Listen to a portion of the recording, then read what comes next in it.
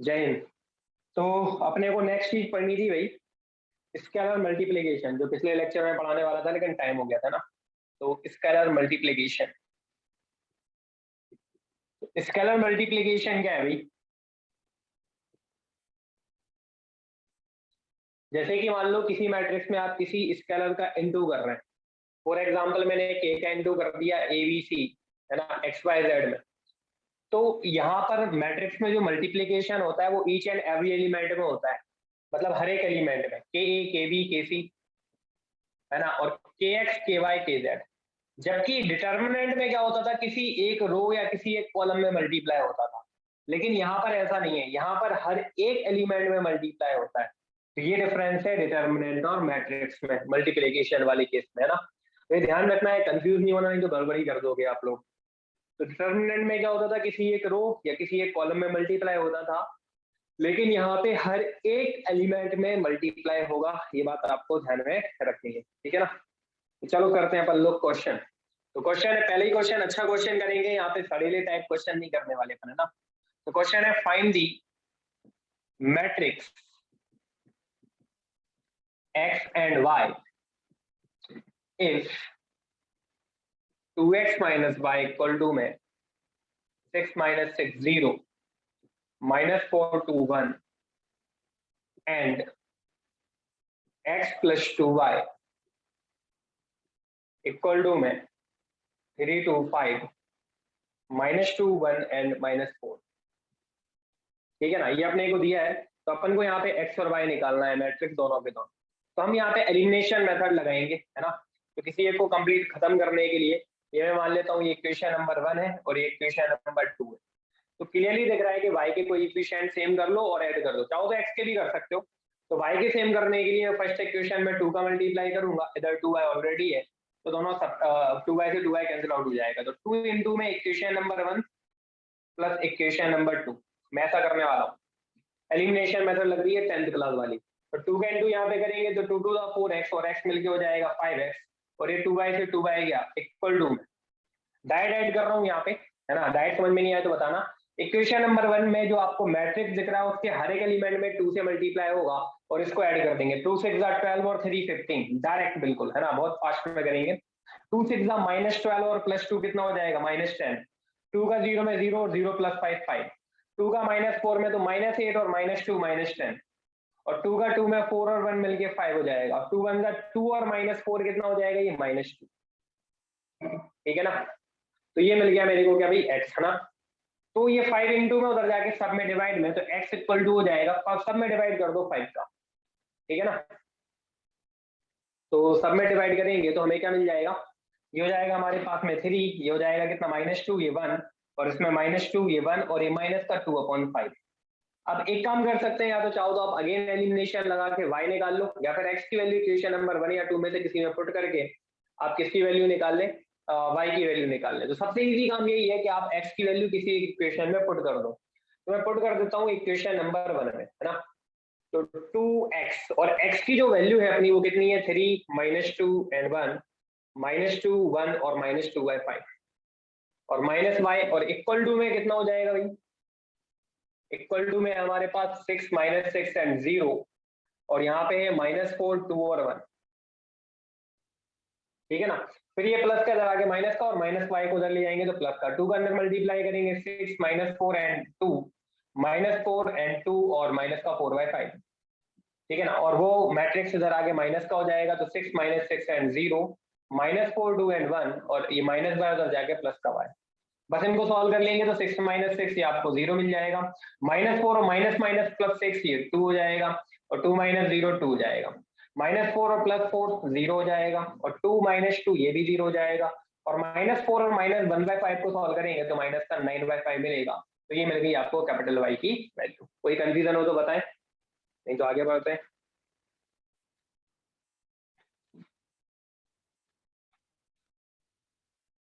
ठीक है ना। तो जो मैंने एलजेब्रा ऑफ मैट्रिक्स में आपको जो भी चीजें पढ़ाई, तो मैक्सिमम चीजें यहाँ पर आपको अच्छे से क्लियर हो गई होंगी, ठीक है ना। और बाकी की चीजें आप लोग आराम से क्वेश्चन लगा के अच्छे से क्लियर कर सकते हैं, कोई ज्यादा दम नहीं होती इधर, ठीक है ना। चलो भाई अगली थ्योरी पे आते हैं।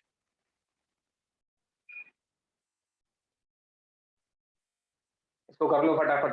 वैसे एक क्वेश्चन सफिशिएंट है यहाँ पे, और बाकी तुझके टाइप क्वेश्चन मिलेंगे बिल्कुल सिंपल सिंपल से, आराम से लगा लोगे, कोई दिक्कत नहीं है।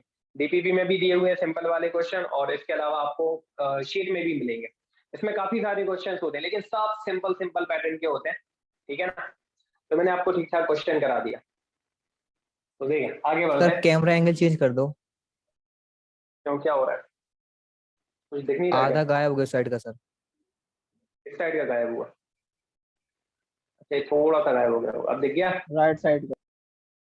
हाँ अब सर। तो दिख रहा थोड़ा है। टाइम तो दिया करो लिखने, मतलब लिखने के बाद थोड़ा 1 मिनट तो हो जाएगा। वीडियो तो अपलोड हो ही रहा है ना, तो वीडियो में देख लिया करो, या स्क्रीनशॉट ले लिया करो सर अभी। अभी फिर दोबारा सर देखना पड़ेगा, टाइम लॉस होता है ना। स्क्रीनशॉट ले लो, ज्यादा भी तो पढ़ना है, ये भी तो है।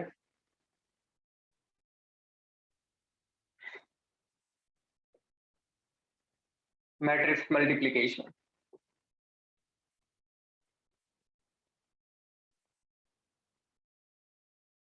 मैं 40 मिनट में इतना करा दूंगा ना, जितना अपन लोग पूरा एक 1.5 घंटे के लेक्चर में करते हैं। तो अपने को डबल लेक्चर भी तो नहीं लेने पड़ेंगे, अभी तो सोचो, वो भी तो टाइम बचा है तुम्हारा एक तरीके से। बात वहीं आ जाती है, कोई अंतर नहीं पड़ता, ठीक है। जो तुम्हारी इच्छा थी ना सर 2 लेक्चर कर दो, तो मैं उतना एक ही लेक्चर में पढ़ा रहा हूँ। आप लोग जो है बड़ी स्क्रीन शॉट लो और बाद में लिखो भाई, 10 मिनट में आप लोग लिख लो, कि ज्यादा टाइम लगेगा ही नहीं, ठीक है। या साथ में लिख पाओ तो बहुत अच्छी बात है, उससे बेटर तो और कोई तरीका है ही नहीं है। साथ में लिखने की कोशिश करो, स्पीड भी बनेगी। और नहीं लिख पा रहे हो, कुछ छूट रहा है थोड़ा बहुत पार्ट, तो वो फिर क्लास के जस्ट बाद में कवर कर लो, स्पीड भी तो बना लोगे इसमें, ठीक है। वीडियो तो रिकॉर्डिंग हो ही रहा है, यूट्यूब पे मिल ही जाएगा, और अपने उस पर भी मिल रहा है, क्या बोलते हैं, एप्लीकेशन पे भी डल रहा है वही सेम वीडियो। चलो, मैट्रिक्स मल्टीप्लिकेशन क्या है ना। मैट्रिक्स मल्टीप्लिकेशन में आपको कुछ बातें ध्यान में रखनी पड़ेंगी।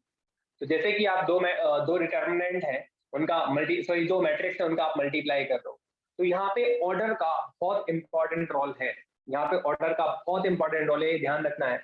अगर कैपिटल ए आपका m क्रॉस n का मैट्रिक्स है, ठीक है ना, तो कैपिटल ए के जो नंबर ऑफ कॉलम होंगे ना, वो इक्वल होने चाहिए कैपिटल बी के नंबर ऑफ रो के। मतलब इन दोनों के सेम होना जरूरी है भाई, मस्ट बी सेम, मस्ट बिल्कुल मस्ट है बिल्कुल, कि इन दोनों का सेम होना ही होना जरूरी है। मतलब फर्स्ट में जो नंबर ऑफ रोज कॉलम है, वो ही नंबर ऑफ जो रोज होंगी सेकंड में, वो सेम होनी चाहिए। मतलब अगर यदि n जो है नंबर ऑफ कॉलम है फर्स्ट वाले मैट्रिक्स में, तो सेकंड में नंबर ऑफ रोज जो है ना वो n होगी। बाकी कॉलम कुछ भी ले लो सेकंड में, डजंट मैटर, आप जैसे p ले लें, तो आपका जो ए बी बनेगा ना फाइनली मल्टीप्लाई होके, वो जो बची हुई चीज है ना उतने क्रॉस उतने का बनेगा। मतलब बचे हुए कौन कौन है, m और p, यानी कि m क्रॉस p का आपका मैट्रिक्स बनेगा ए बी, फाइनली जो मल्टीप्लाई होके आपको मिलेगा।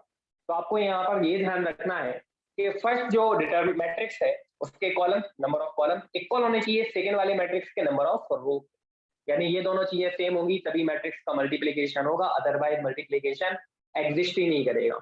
और यहाँ पे मल्टीप्लाई कैसे होता है, मल्टीप्लाई यहाँ पे होता है रो टू कॉलम, जैसे अपन ने डिटरमिनेंट में पढ़ा था।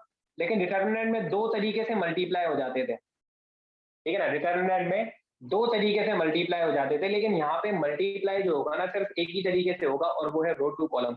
अपन ने देखा था डिटरमिनेंट में रो टू रो भी हो जाता था और रो टू कॉलम भी हो जाता था, कोई फर्क नहीं पड़ता था। लेकिन यहाँ पे सिर्फ रो टू कॉलम ही मल्टीप्लाई होगा, ठीक है ना। तो ये 2 बातें सबसे इंपॉर्टेंट है। पहली बात तो ये कि फर्स्ट मैट्रिक्स के नंबर ऑफ कॉलम इक्वल होने चाहिए सेकंड मैट्रिक्स के नंबर ऑफ रो के।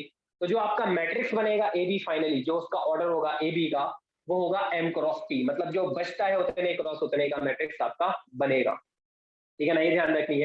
अच्छा, अगर यदि ऐसा नहीं हो तो मैट्रिक्स का मल्टीप्लिकेशन क्यों एग्जिस्ट नहीं करेगा, ये अपन लोग एक एग्जांपल लेके समझते हैं। जैसे कि मान लो मैंने a 2 क्रॉस 2 का कोई एक मैट्रिक्स ले लिया, या कुछ और ले लेते हैं अपन लोग 3 क्रॉस 2 कर देते हैं ना, जैसे 1 2 0 1 एंड -1 एंड -3, ऐसा कुछ ले लिया मैंने। और मैं कैपिटल B ले रहा हूँ आपका, क्या भाई, ये कैपिटल A ले लिया, फिर ऐसे इसको हटा दो, डायरेक्ट ऐसे ही ले लेते हैं। कैपिटल बी में ऐसे ले लेता हूँ, जैसे कि मान लो 3 क्रॉस 3 का मैंने कोई मैट्रिक्स ले लिया, तो देख सकते हो आप यहाँ पे 2 है, 3 है, और ये दोनों सेम नहीं है, तो देखना मल्टीप्लाई एग्जिस्ट नहीं करेगा। कैसे नहीं करेगा, देखें आप, 1 2 3 है ना, 4 5 6 एंड 1 1 7, ऐसा कुछ मैंने ले लिया, ठीक है ना। तो देखें आगे, अब यहाँ जैसे मैं इन दोनों का मल्टीप्लाई करूँ तो एग्जिस्ट ही नहीं करेगा। जैसे आप 1 का 1 में कर रहे हैं और रो टू कॉलम ही करना है, 1 का 1 में करोगे 1, 2 का 4 में करोगे 8, लेकिन एक और एलिमेंट चाहिए था जिसका इसमें मल्टीप्लाई होना चाहिए था। इधर आपके पास एलिमेंट ही नहीं है तो आप मल्टीप्लाई कैसे करोगे? इसीलिए इनका जो प्रोडक्ट है ना वो एग्जिस्ट नहीं करेगा। एक एलिमेंट छूट गया कि नहीं छूट गया भाई? देखो इधर 1 का 1 में हो गया, 2 का 4 में हो गया, लेकिन एक और एलिमेंट होना था जो 1 में मल्टीप्लाई होता। समझ रहे हो ना मेरी बात? तो ये दोनों सेम नहीं है, इसीलिए इनका मल्टीप्लीकेशन एग्जिस्ट नहीं कर रहा है। ठीक है, अब देखो मैं एक ऐसा एग्जांपल लेता हूं जिसमें एग्जिस्ट करेगा, और क्यों एग्जिस्ट करेगा देखें आप लोग खुद।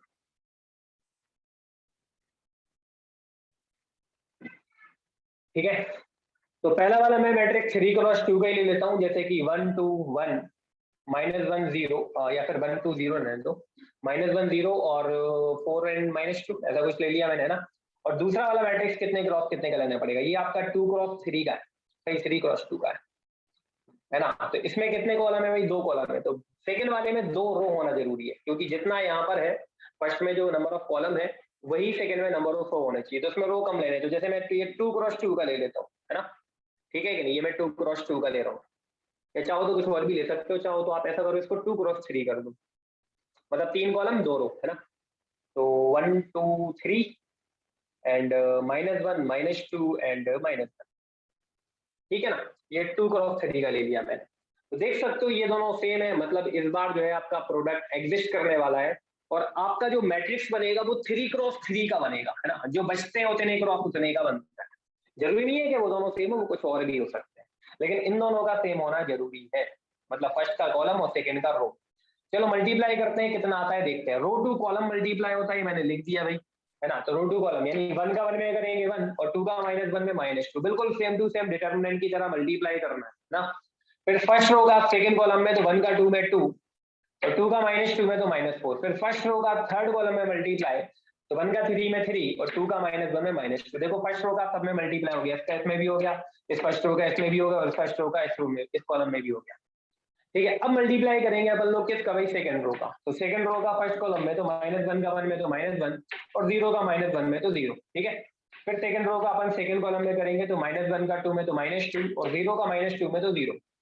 फिर सेकंड रो का थर्ड कॉलम में तो -1 का 3 में तो -3 और 0 का -1 में तो 0। देखो सेकंड रो का सब में मल्टीप्लाई हो चुका है। अब बारी है थर्ड रो की। तो थर्ड रो का फर्स्ट कॉलम में तो 4 का 1 में 4 और माइनस माइनस प्लस का 2 हो जाएगा, है ना। 4 का 2 में 8 और माइनस माइनस प्लस का 4 हो जाएगा, -2 का -2 में किया। फिर इसका इसमें करेंगे तो 4 3 12 और -2 का -1 में करेंगे तो +1। तो फाइनली आपको जो मिलेगा वो मिलेगा -1 -2 एंड 1 और -1 -2 -3 हो जाएगा 6 12 एंड 14। तो ये आपको देखो, आप खुद देख सकते हैं 3 क्रॉस 3 का, जो कि मैंने पहले ही भविष्यवाणी कर दी थी, ये 3 क्रॉस 3 का मैट्रिक्स बनने वाला है। ठीक है ना। तो उम्मीद है सबको ये कहानी क्लियर हो गई होगी, इसमें कोई दिक्कत नहीं होगी। तो ये बात हो गई किसकी? मल्टीप्लिकेशन ऑफ मैट्रिक्स की। ठीक है ना। सर एक बार फिर से समझा देना सर, समझ में नहीं आया। रो टू कॉलम मल्टीप्लाई होता है, डिटर्मिनेंट का मल्टीप्लिकेशन सीखा था ना अपन ने, वही तो है, इसलिए तो मैंने फटाफट बता दिया। डिटर्मिनेंट की मल्टीप्लिकेशन में बस अपन रो टू रो भी कर सकते थे और रो टू कॉलम दोनों कर सकते थे, लेकिन मैंने वहां पे आपको सिर्फ रो टू रो पढ़ाया था। लेकिन इधर जो मल्टीप्लाई होगा वो रो टू कॉलम होगा, यानी इसके रो लेने और उसके कॉलम लेने। First row first sir column में ये वाला एलिमेंट मल्टीप्लाई आएगा। करने पर ये कैसे आ गया? ये तो ऐड क्या? लग रहा है, मल्टीप्लाई कहाँ गया? अच्छा, डिटरमिनेंट में मल्टीप्लाई कर रहे थे तब तो मैं ये समझ में नहीं आया कि सर उधर क्यों ऐड कर रहे थे, तब तो नहीं पूछा उधर मेरे से, अभी अभी सर ये पूछ ध्यान लेते नहीं ना। दे पाया सर, अभी इधर ध्यान नहीं दे पाया जैसे कुछ इधर ऐड ही ध्यान। करते हैं, मल्टीप्लाई कर तो रहे, 1 का 1 में किया तो 1 फिर प्लस लगाते हैं, 1 का 1 में किया तो 1 फिर क्या लगाते हैं? प्लस लगाते हैं। फिर 2 का -1 में कर रहे हैं तो -2 आ रहा है, मैं तो प्लस ही लगा रहा था, प्लस माइनस माइनस का 2 हो गया भाई। करस्पॉन्डिंग एलिमेंट का मल्टीप्लाई होता है फिर उनको ऐड कर देते हैं, ये मल्टीप्लीकेशन की ठीक आ मेथड गया, है, समझ में आया? आ गया। करस्पॉन्डिंग एलिमेंट का मल्टीप्लाई देन ऐड।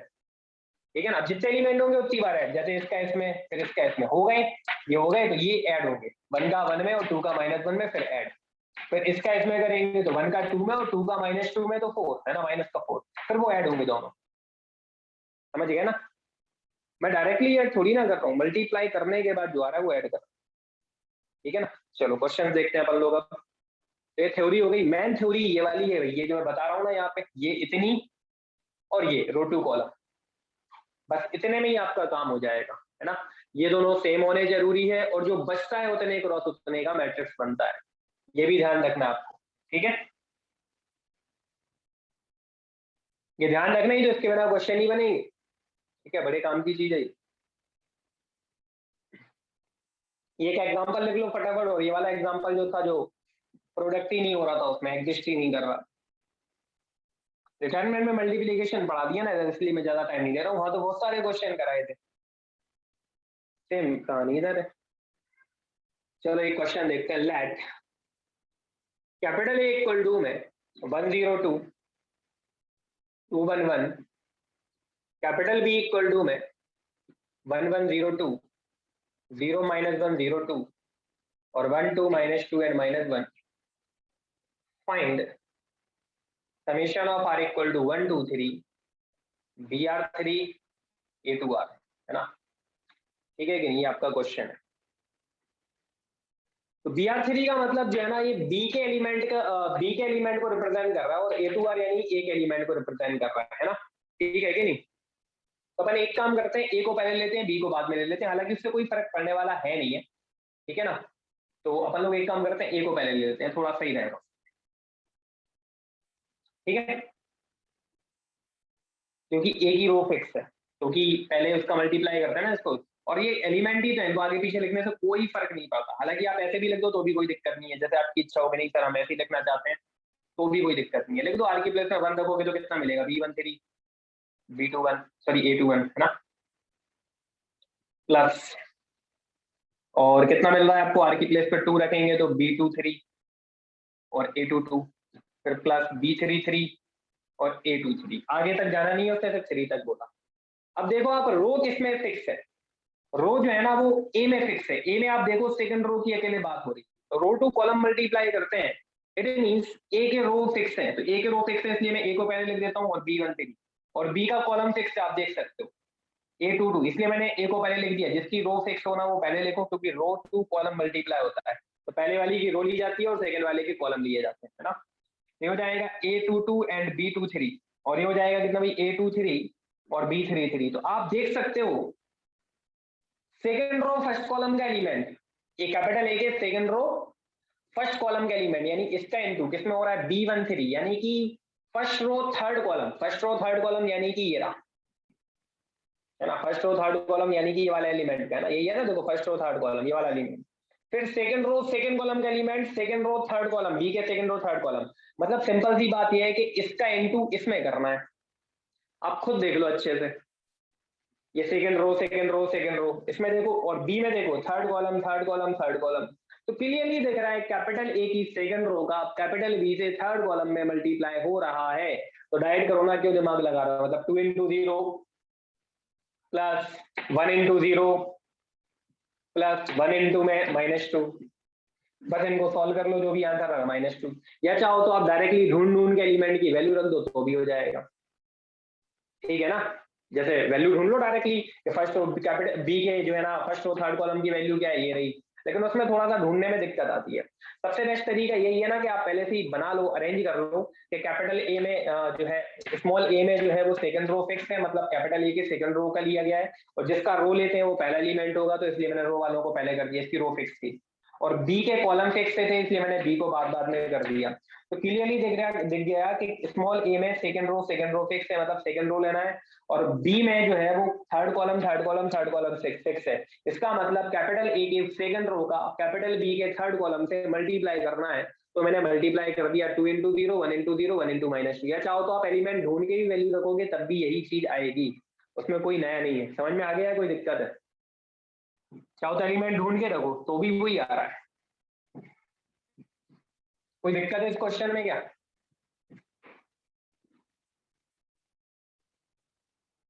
क्यों शिवांग प्रत्यक्ष दीपराज?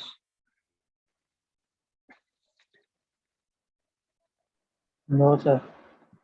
ठीक है, नेक्स्ट है इसकी प्रॉपर्टीज, जो कि काफी काम की होती हैं और ये आपको थोड़ा सा परेशान करने वाली है ना।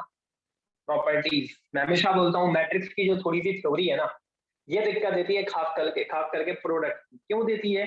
क्योंकि ये पुराने वाले जो रूल्स हमने पढ़े थे ना, उनको ये फॉलो नहीं करती कई जगह पे। तो फर्स्ट प्रॉपर्टी क्या होता है, generally AB does not equal to BA, मतलब ज्यादातर मैट्रिक्स में ए बी और बी ए इक्वल नहीं होते, जबकि हमने अभी तक क्या पढ़ा कि 3 इंटू 2 6 होता है और 2 इंटू 3 भी 6 होता है, लेकिन मैट्रिक्स बोलता है नहीं भाई हमारे इधर ऐसा नहीं होता, हम अलग प्रजाति के लोग हैं, है ना। तो मैट्रिक्स मना कर देता है कि भाई हमारे इधर ऐसा नहीं होता। आप इसका प्रूफ इस तरीके से भी समझ सकते हो, जैसे कैपिटल ए मान लेते हैं कि 2 क्रॉस 3 का मैट्रिक्स है और कैपिटल बी मान लेते हैं 3 क्रॉस 2 का मैट्रिक्स।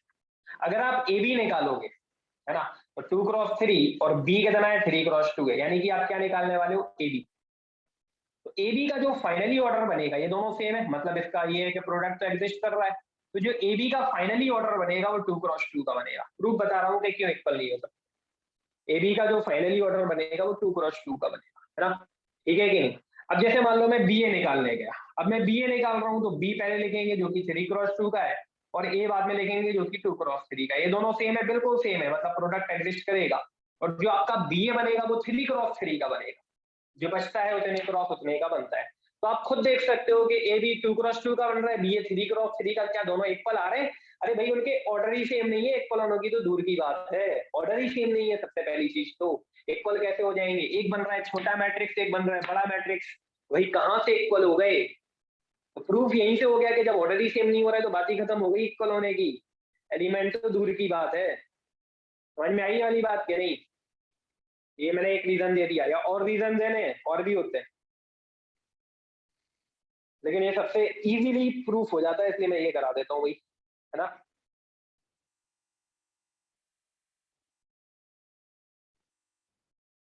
कोई दिक्कत है क्या? तो सर चलो भाई सेकेंड पॉइंट पे आते हैं। प्रॉपर्टी जो है ना, ये एग्जांपल नोट करना है सर, ये नोट कर लें एग्जांपल। बिल्कुल बिल्कुल हर एक चीज है ना, प्रूफ तभी तो समझ में आएगा तुम लोग।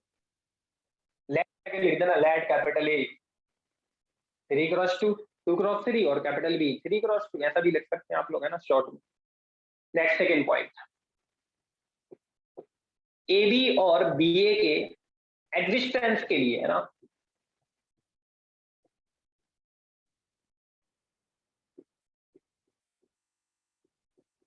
कैपिटल ए और कैपिटल बी को स्क्वायर मैट्रिक्स होना जरूरी नहीं है, होना जरूरी नहीं है। बहुत छोटी छोटी बातें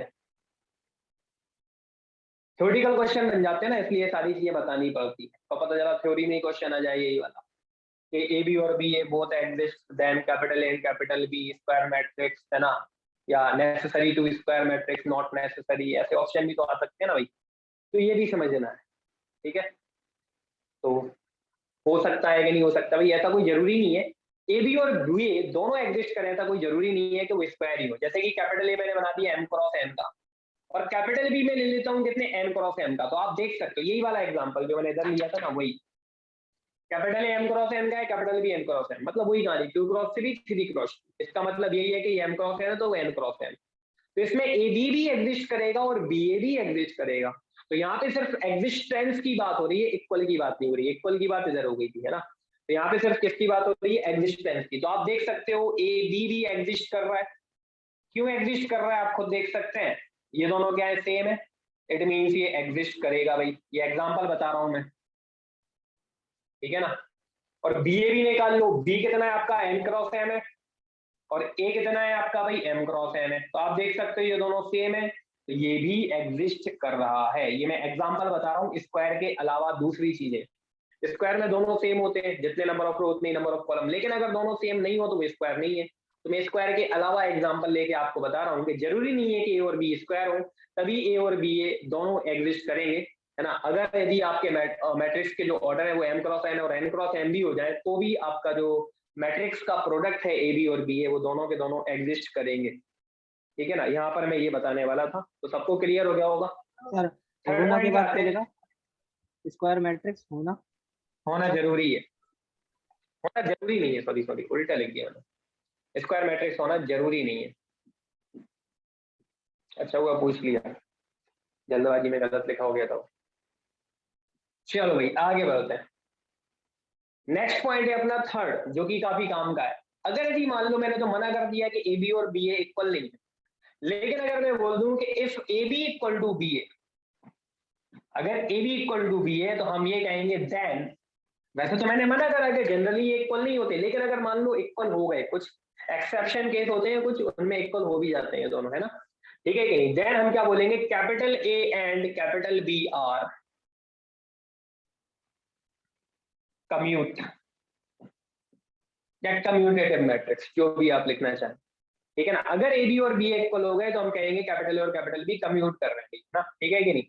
तो किसी क्वेश्चन में ऐसा जाता है कि capital A and capital B commute then prove that, या जो भी है, देन फाइंड, या जो भी वो बोले। तो अगर उसने किसी क्वेश्चन में बोल दिया कि कैपिटल ए और कैपिटल बी कम्यूट है या कम्यूटेटिव मैट्रिक्स है, अगर ये गिवन दे दिया तो ये दोनों इक्वल होंगे ही होंगे, अदरवाइज नहीं होते इक्वल, है ना, ठीक है कि नहीं। और ए बी और बी ए इक्वल तभी होगा जब ए और बी सेम ऑर्डर के स्क्वायर मैट्रिक्स, क्योंकि अपन ने देख लिया था कि अगर ये स्क्वायर नहीं थे तो इनके ऑर्डर ही सेम नहीं हो रहे थे, मैंने फर्स्ट वाले में एग्जांपल बताया था। तो ए बी और बी ए इक्वल तभी होते हैं, ए बी और बी ए एग्जिस्ट, है ना। ये इधर मैंने क्या पढ़ा कि ए बी और बी ए एग्जिस्ट करें तो इसका मतलब जरूरी नहीं है कि वो दोनों स्क्वायर हो, इधर मैंने बोल दिया था। लेकिन अगर ए बी और बी ए इक्वल हो फिर तो जरूरी है कि वो स्क्वायर मैट्रिक्स ही होंगे, ठीक है ना। हम लिख देंगे यहाँ पे A and B are square matrix of same order. इस वाले केस में भाई स्क्वायर मैट्रिक्स ही बनेगा, और वो भी कितने ऑर्डर का, सेम ऑर्डर का। क्यों बनेगा, क्योंकि अगर यदि मान लो मैं स्क्वायर नहीं रखता हूं, तो मैंने एग्जांपल आपको कई बार पढ़ा दिया, आप यहीं पे देख लो, अगर स्क्वायर नहीं है इसमें देख लो आप, ए बी और बी ए दोनों एग्जिस्ट कर रहे हैं, लेकिन जो ए बी बनेगा वो एम क्रॉस एम का बनेगा, और जो बी ए बनेगा वो एम क्रॉस एम का बनेगा। स्क्वायर नहीं है तो देखो आप बताओ, जब ए बी और बी ए सेम ऑर्डर के है ही नहीं है, ठीक है ना, तो बताओ दोनों इक्वल कैसे हो जाएंगे, सही बात है कि नहीं, है ना। तो अगर यदि मेरे कैपिटल और कैपिटल बी स्क्वायर मैट्रिक्स नहीं होते हैं तो ए बी और बी एग्जिस्ट तो कर जाएंगे, लेकिन उनके ऑर्डर देखो आप लोग, एम क्रॉस एम और ये एम क्रॉस एम, जब ऑर्डर ही सेम नहीं है तो वो इक्वल होंगी ही ना, एग्जिस्ट तो कर रहे हैं लेकिन इक्वल नहीं हो रहा है। लेकिन इक्वल की बात जहां आ जाएगी वहां पे आपको ए और बी को स्क्वायर मैट्रिक्स ही लेना पड़ेगा, और वो भी सेम ऑर्डर का। इधर देख लो आप लोग, जैसे कि ए 2x2 का है तो बी भी आपका 2x2 का ही होगा। जब आप ए बी निकालोगे, जब आप क्या निकालोगे भाई, ए बी निकालोगे, ये दोनों सेम है तो बचे हुआ जितना है उतने क्रॉस उतने का, तो ए बी आपका 2x2 का बनेगा। जब आप बी ए निकालोगे, है ना, तो ये दोनों सेम है, प्रोडक्ट एग्जिस्ट करेगा तो बी ए भी आपका 2x2 में आ जाएगा। तो जब ऑर्डर सेम होंगे तभी तो दोनों इक्वल होंगे ना भाई। लेकिन ये जरूरी नहीं है कि दोनों स्क्वायर मैट्रिक्स और सेम ऑर्डर के हैं तो दोनों इक्वल भी आ जाए, वो कुछ केसेस में इक्वल आ जाते हैं ना, जिसको अपन लोग फिर वो क्या बोलते हैं, कम्यूटेटिव मैट्रिक्स बोलते हैं। तो इक्वल तभी होने के चांसेस हैं जब इनके ऑर्डर कैसे हो गई, स्क्वायर स्क्वायर मैट्रिक्स हो और सेम ऑर्डर के स्क्वायर मैट्रिक्स। तो अगर किसी क्वेश्चन में वो ये बोल दे कि ए बी और बी इक्वल है ना, और कम्यूट कर रहा है, मतलब ए बी और बी इक्वल है, इसका मतलब वो कम्यूट कर रहे हैं। तो कम्यूट तभी करेंगे या जब ए बी और बी इक्वल होंगे, और ए बी और बी इक्वल तभी होंगे जब कैपिटल ए और कैपिटल बी स्क्वायर मैट्रिक्स होंगे, कौन से ऑर्डर के, सेम ऑर्डर के। बट कॉन्वर्स नॉट ट्रू, मतलब ए और बी जो है स्क्वायर मैट्रिक्स हो सेम ऑर्डर के, तो जरूरी नहीं है कि ए बी और बी इक्वल हो जाएंगे। लेकिन अगर ए बी और बी इक्वल है तो फिर ये जरूरी है कि वो स्क्वायर मैट्रिक्स ही होंगे, सेम ऑर्डर के होंगे। तो बड़ी कंफ्यूजिंग हो रही है यहाँ पे, ध्यान रखना। समझ में आ गया कि दोबारा बताना है?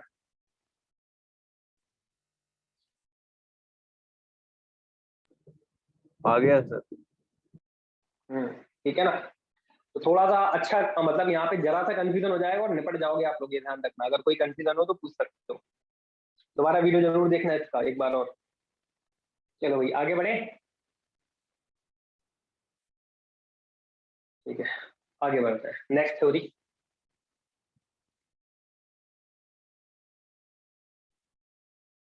फोर्थ पॉइंट, अगर यदि मैं बोल दूं कि if A B equal to में कितना भाई, माइनस बी, तो मैं यहाँ पे क्या बोलूंगा, then capital A and capital B are anticommute, ठीक है ना, एंटी कम्यूट। इधर भी वही कहानी होगी, कैपिटल ए और कैपिटल बी जो होंगे वो कैसे होंगे, स्क्वायर मैट्रिक्स होंगे और सेम ऑर्डर होंगे। इधर भी वही कहानी, देखो ऑर्डर तो सेम होने ही चाहिए तभी तो आपको ये दोनों चीजें इक्वल मिलेंगी, चलिए वो माइनस के साथ मिल रही है वो अलग चीज है। तो यहाँ पर भी हम यही बोलेंगे कि capital A and capital B are square matrix of same order, ठीक है ना, ये हो गया। कर ले, अब मैं इनके कुछ एग्जांपल दे देता हूं, ठीक है ना, वो अपन लोग कर लेते हैं ताकि अपने को क्लियर हो जाए कि कब इक्वल होंगे और कब नहीं होंगे, है ना। तो एग्जांपल से पहले मैं थोड़ा सा एक नोट डाल के लिखवा देता हूँ। नोट, ये इंपॉर्टेंट नोट है भाई। Capital I always commute with N E square matrix. मतलब कैपिटल आई जो है ना वो हर एक स्क्वायर मैट्रिक्स के साथ में कम्यूट कर जाता है। चाहो तो आप ये प्रूव करके देख लेना कोई भी स्क्वायर मैट्रिक्स को लेके। मैं थोड़े से अच्छे वाले क्वेश्चन कराऊंगा, इसके नहीं करा रहा मैं कैपिटल आई वाले। तो आपको ये ध्यान रखना है, मतलब आई ए इक्वल टू में होता है ए आई, मतलब दोनों आपस में एक्सचेंज कर जाएंगे। कम्यूट करता है ना कैपिटल आई हर एक स्क्वायर मैट्रिक्स के साथ में। तो मान लेते हैं कि कैपिटल ए स्क्वायर मैट्रिक्स है, तो कैपिटल ए और आई कम्यूट करेंगे तो आई ए को मैं ए आई लिख सकता हूँ, और इनकी जो वैल्यूज होती है वो इक्वल आती है ए के। एक्चुअल में आई जो है ना वो मैट्रिक्स के मल्टीप्लाई में 1 की तरह काम करता है। जैसे 1 इंटू ए कितना होता है, ए होता है, वैसे आई इंटू ए हो जाएगा। और ए इंटू 1 भी कितना होता है, ए होता है, तो ऐसे ही ए इंटू आई भी ए हो जाएगा। समझ गए, मतलब आई 1 की तरह काम करता है, लेकिन तभी जब वो किसी मैट्रिक्स में मल्टीप्लाई हो रहा हो। लेकिन अकेला होगा फिर तो वो आई का आई रहेगा, है ना। अगर मैट्रिक्स के मल्टीप्लाई में है तो वो ए की तरह काम करेगा, मतलब 1 की तरह काम सर ये करेगा। फोर्थ, सर ये फोर्थ वाले में लिखा है एंटी कम्यूट है, तो उसके बाद ए और बी स्क्वायर मैट्रिक्स के सेम ऑर्डर के। सर तो फिर कम्यूट क्यों नहीं है? एंटी कम्यूट है ना ये तो, माइनस आ गया ना, माइनस है ना आगे, माइनस को अपन लोग एंटी कम्यूट से रिप्रेजेंट करेंगे, है ना। होगा सेम ऑर्डर का है और स्क्वायर मैट्रिक्स तो वो तो इधर होने चाहिए ए और बी। ए और जब ऐसा हो जाए तो फिर ये तभी होता है जब ए और बी सेम ऑर्डर के हों और स्क्वायर मैट्रिक्स हो, ये तभी होता है। अदरवाइज पॉसिबल ही नहीं है जब ऑर्डर ही सेम, अदर स्क्वायर नहीं होता तो फिर पता है क्या आता है, ए बी का ऑर्डर अलग आता है और बी ए का अलग आता है। जब ए और बी, ए बी और बी ए के ऑर्डर ही अलग होते हैं तो फिर इक्वल होने के चांस ही नहीं है ना उनके। और यहाँ पे तो मैं इनको इक्वल कर रहा हूँ, केवल ही माइनस के साथ कर रहा हूँ, वो बात अलग है। इक्वल तो कर रहा हूँ ना भाई, ऑर्डर तो सेम होना ही चाहिए। पहली चीज तो यही है कि इक्वल तभी लगेगा, नहीं तो डज नॉट इक्वल टू लगना ही लगना है, कंफर्म है वो। ठीक है, चलो मैं कुछ एग्जांपल दे रहा हूँ, ये आप लोग प्रूफ करके लेके आना क्योंकि टाइम बचा नहीं है अपने पास, है ना। एग्जांपल नंबर फर्स्ट में ये है आपके पास में, कैपिटल ए इक्वल टू में 130 110 एंड 410, और कैपिटल बी आपको दिया हुआ है 010 100 और 051। इसमें आपको प्रूफ करना है A B does not equal to B है, ये करना आप लोग प्रूफ, है ना। एग्जांपल नंबर 2 आपके सामने ये है कि कैपिटल ए इक्वल टू में 2 - 3 - 5 एंड -1 4 एंड 5 और 1 - 3 एंड -4, ठीक है ना। और कैपिटल बी लिख रहा हूं मैं यहाँ पे -1 3 और 5, 1 - 3 और -5, -1 3 और 5। इसमें आपको प्रूफ करना है कि A B equal to B है, ठीक है ना। ये प्रूफ करके लेके आए, फिर अपन लोग कल बात करते हैं इसके आगे, ठीक है ना। तो आज वैसे भी टाइम कंप्लीट हो गया, अपने पास टाइम बचा नहीं है, पर अच्छे से रजिस्टर पढ़ो, कोई दिक्कत आती है तो पूछ लिया करो फिर, ठीक है ना। थोड़ा सा फास्ट ही चलेंगे अपन लोग यहाँ पे, क्योंकि अपने को सिलेबस भी कंप्लीट करना है, फिर 12th की भी प्रिपरेशन करनी है ताकि टाइम बचे 12th के लिए मिनिमम 2 मंथ, तो अपन लोग रिवीजन वगैरह कर पाए सारे चैप्टर्स का। ठीक है, ये क्वेश्चन लिख लो फटाफट, लेक्चर क्लोज कर रहे हैं आज का, स्क्रीनशॉट ले लो, मैं क्लोज कर रहा हूँ लेक्चर को।